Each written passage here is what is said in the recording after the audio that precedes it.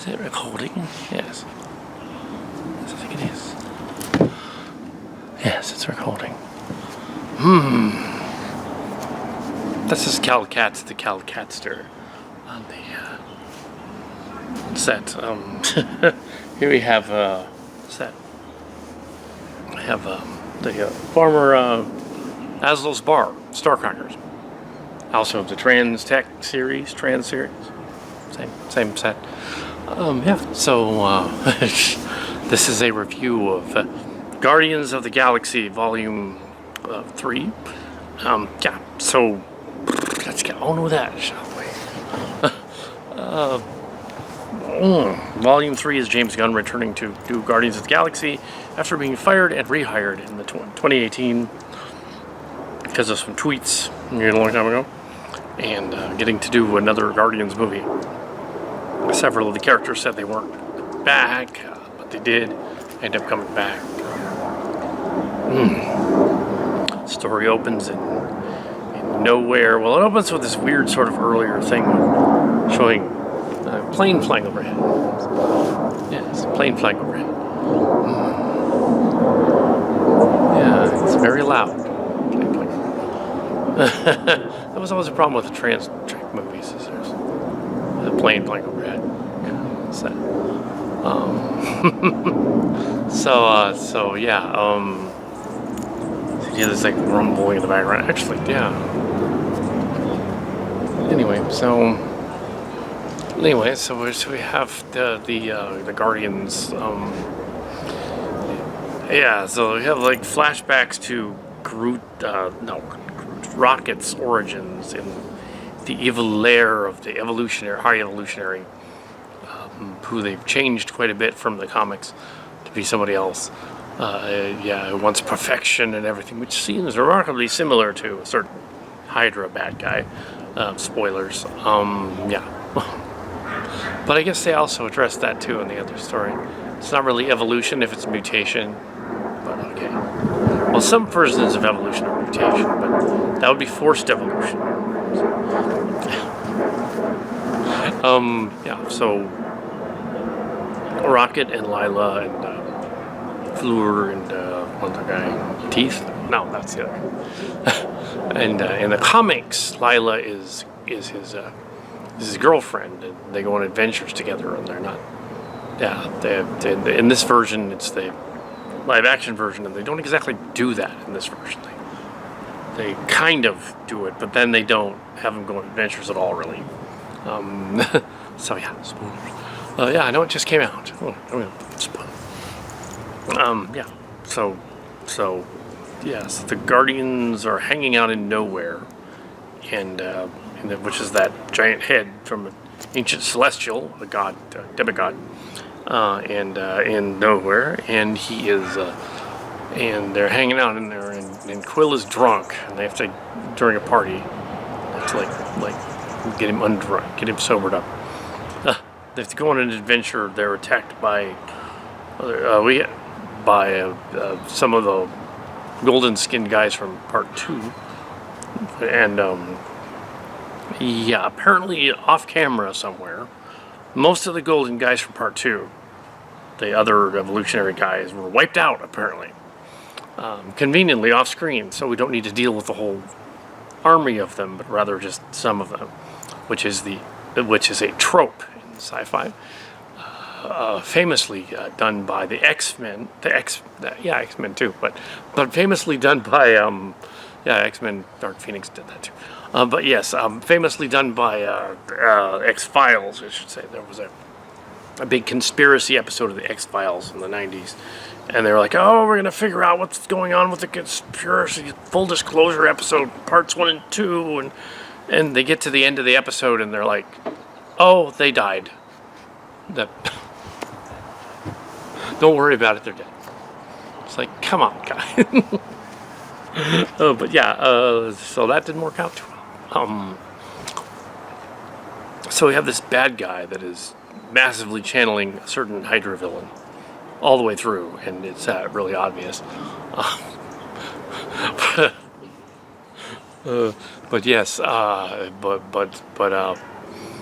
But there's Gamora has joined the Ravagers. Stallone is the Ravager leader. The Ravagers were actually the early Guardians of the Galaxy. So Stallone's character is playing the one before Star-Lord equivalent in the comics. At least from what I'm told about the comics. I follow them that much, but Mark's Cards does. So he wants to see this movie as well, so just get it spoiled. The bad guy is trying to uplift. That's the word. Uplift critters into sentient beings, and but not for good. For his own evil plans. It's clearly they're evil plans, and they're being tortured. And it's messed up. But since they're all CGI animals, PETA will not complain. So also Cosmo and the new Arrow guy have a falling out. Little Cosmo's a dog, a Russian dog, with psychic powers. She obtained from something. I believe the dog had contact with one of the Infinity Stones. That's what did it. Space Stone. That's what did it. I think that's what's going on. I think that's what happened. So she has cosmic powers, even though she technically shouldn't. She does anyway. So yeah. So we also have oodles of bizarre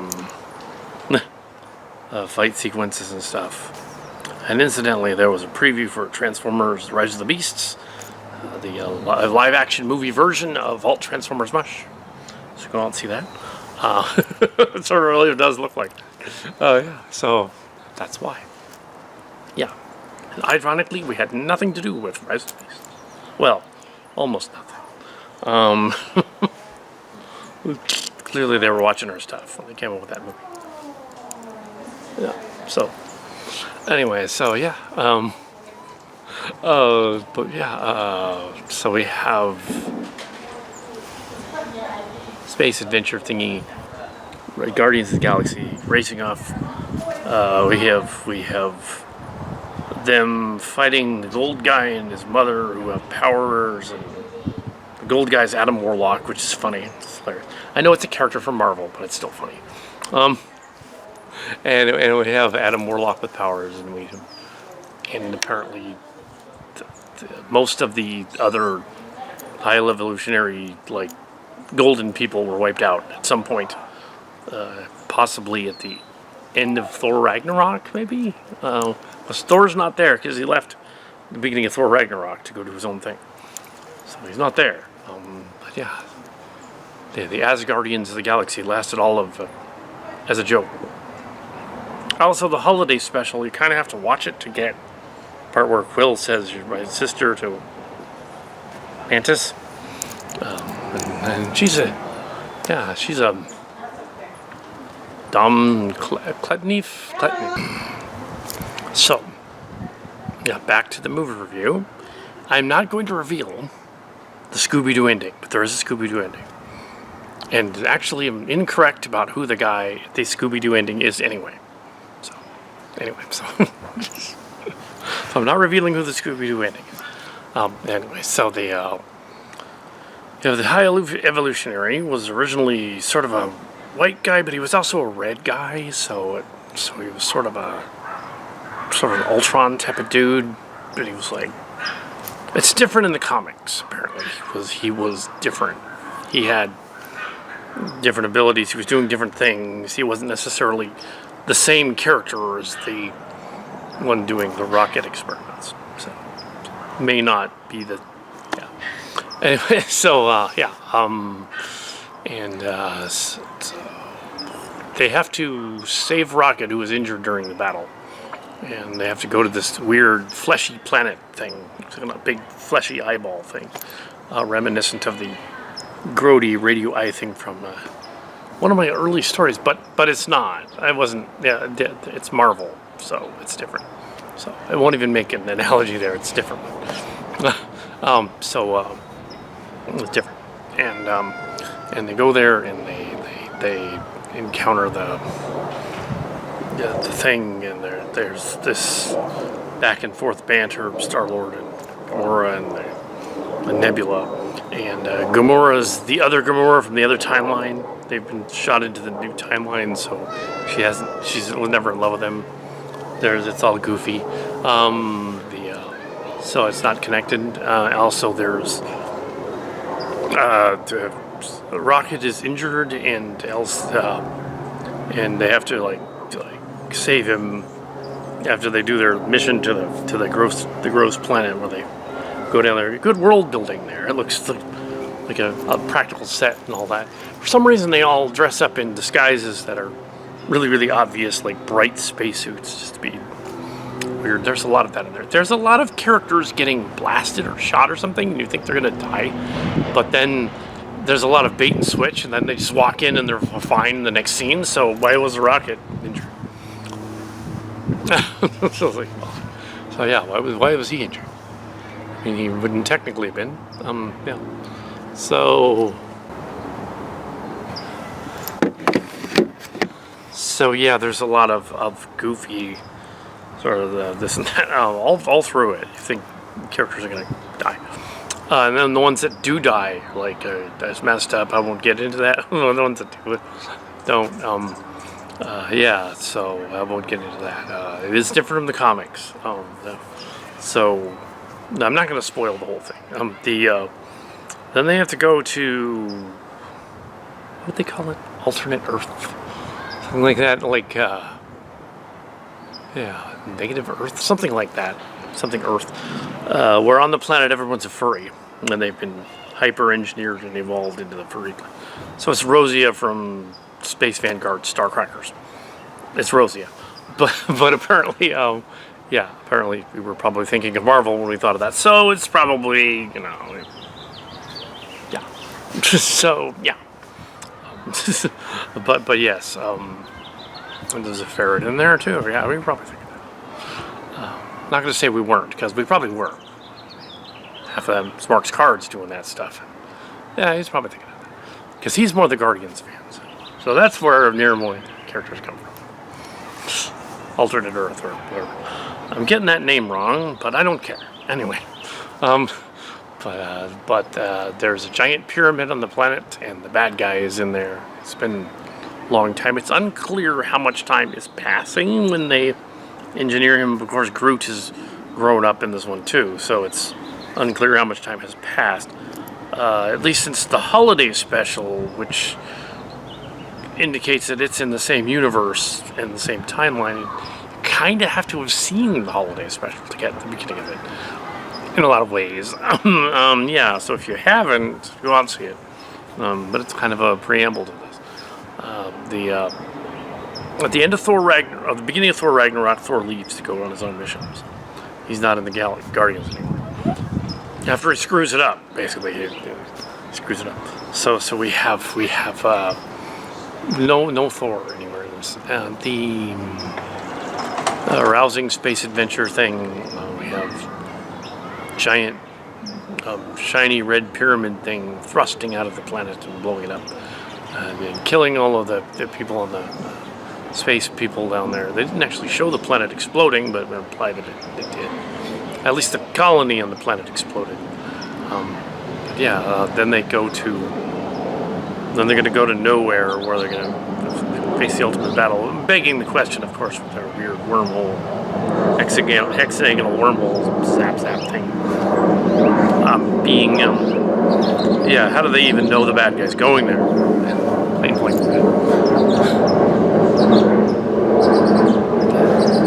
Another plain blank. So yeah, how do they know that? It doesn't matter. Comic book. Gamora gets injured quite a bit. Nebula gets injured quite a bit. The other ones get injured quite a bit. They go on this attack thing. The new guy with the arrows, I forget his name. It's not Yondu, it's his replacement. Finally figures things out. Able to fight the bad guys with the arrows. The dog uses its kinetic powers to crush one of the bad guys. They put pieces of debris. There's this weird subtext of the golden white people sort of characters that are in the prison. For some reason, they're imprisoned on on the pyramid ship, which is sort of another head. It's another celestial head, is what it is. So it's another celestial. So there's a celestial head. Celestial or eternal? Celestial. Because there's a little Jack Kirby in the story. And he was obviously high when he thought of this character. So giant robot popping out of the ground. It's a bit like giant robot flying through the sky like Unicron Transformers. Earlier than Unicron should be Transformers. But not earlier than Unicron 2 from Transformers Trans 2. Anyway, which was the same time period, exactly the same time. 95. 94, 95. Yeah, filmed out here too as well. So yeah, we have Guardians doing lots of space battles. They do the whole trying to get out of the spaceship thing. Yeah, planes are like loud. It's ridiculous.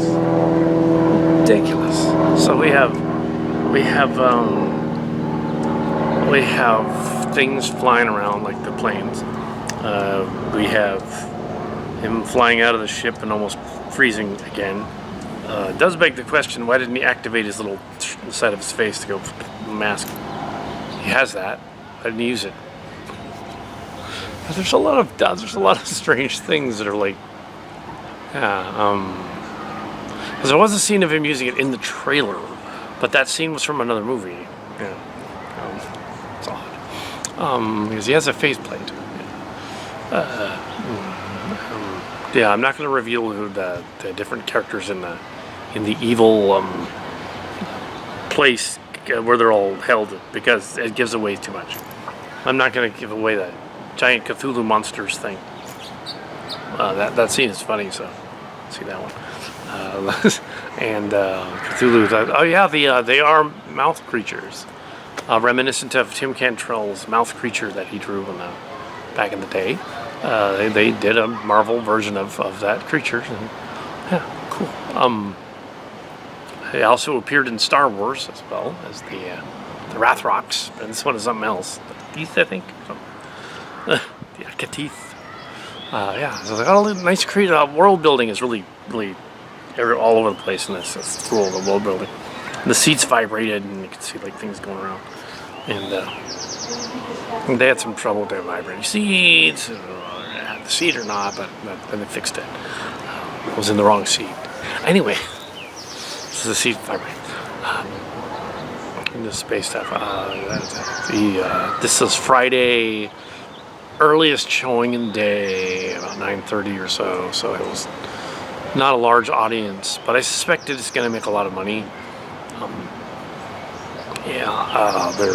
There's the grandfather story arc. The Quill's grandfather's still out there, and they can find him. And and there's cute post-credit sequences. Won't give those away.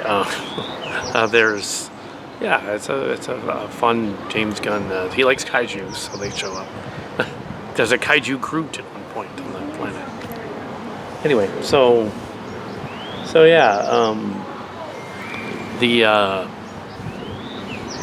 I don't want to give away everything. I'm gonna probably stop. 4 stars. It's a solid 90%. There were some minor weird contrivances, but you figure it's a serialized comic book thing where often you will have the hero dangling from a precipice or the hero getting blasted, and then the next panel he's fine. So that's fine. There was the bad guy was overpowered and he nukes somebody at one point, and then he doesn't do it again. He just does it once. So the villain conveniently has powers that he forgets, which is good for the guys, I guess. So they can beat the crap out of him later on.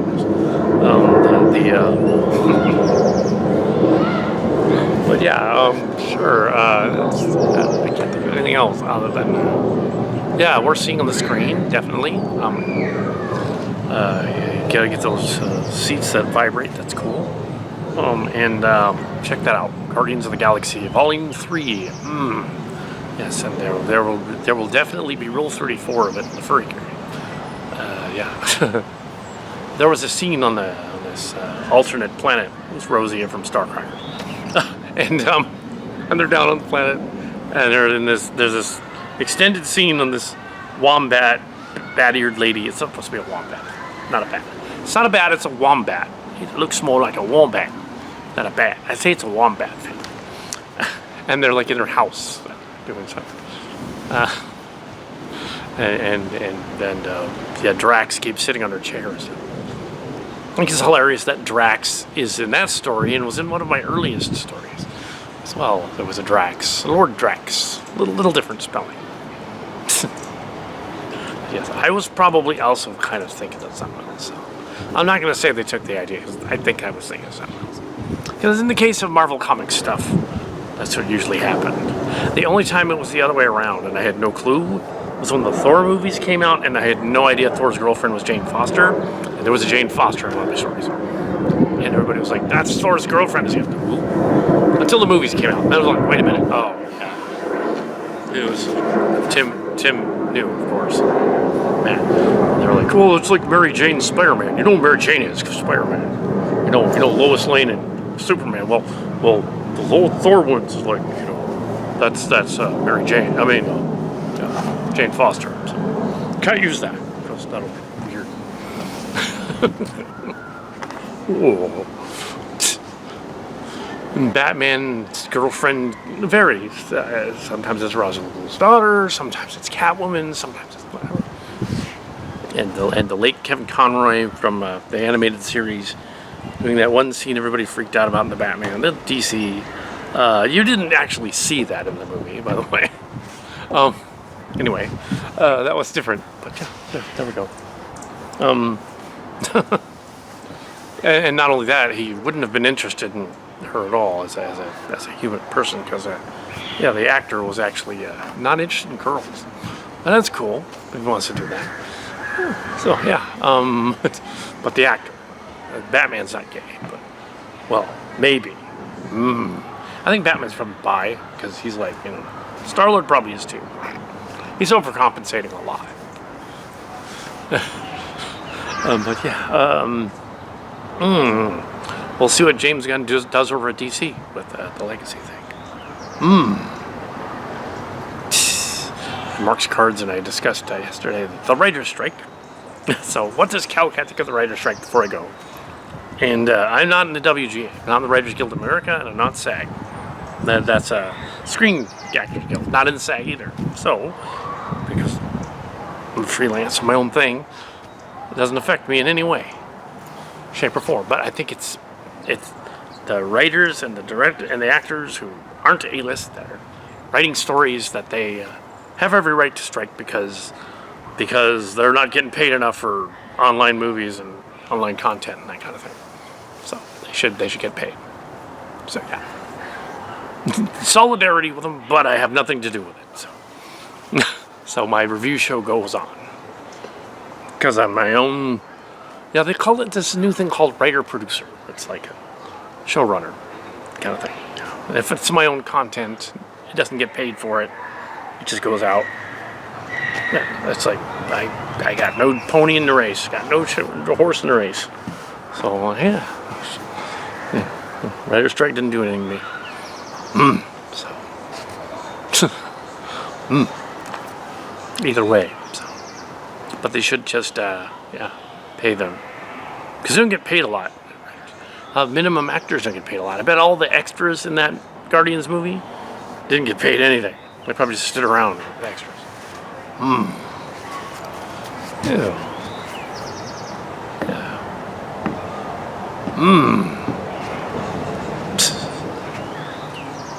And as a background character in one of the Three Ninjas movies, and a background character in Nessun Dorma, we didn't get paid hardly anything. It was just like, we didn't get paid. Hardly anything. Here, have a cup of coffee. That's what we get paid. That's it. But yeah, yeah. So there's that. Ooh. And they cut the scene from Ness and Dwarmas. You get the Blu-ray and you can see the cut scene. They cut it anyway. So yeah. Oh yeah. Oh.